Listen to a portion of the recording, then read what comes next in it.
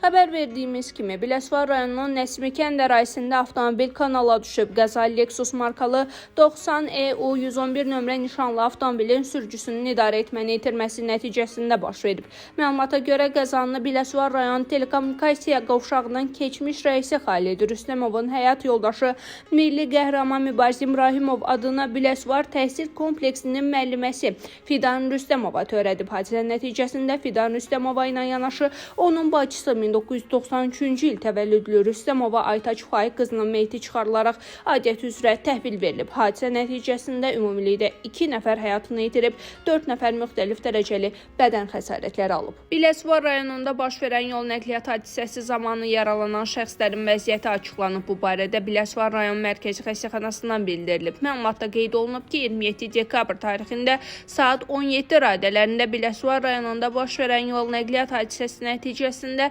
xəsarət alan 4 nəfərdən 3 nəfərə zəruri tibbi yardım göstərilib və ambulator müalicə üçün evə buraxılıb. Hazırda bir nəfərin müalicəsi tibb müəssisəsində davam etdirilir. Vəziyyəti orta ağır olaraq qiymətləndirilir. Xatırladaq ki, ağır yol nəqliyyat hadisəsi nəticəsində həlak olanlar 1993-cü il təvəllüdlü Aytac Rüstəmli və onun bacısı 2003-cü il təvəllüdlü Aynur Rüstəmova olublar. Belə ki, hərəkətdə olan Lexus markalı minik avtomobili idarə etmədən çıxaraq Milmuğan kanalına düşüb. 2 nəfər həyatını itirib, 4 nəfər isə müxtəlif dərəcəli xəsarətlər alıb.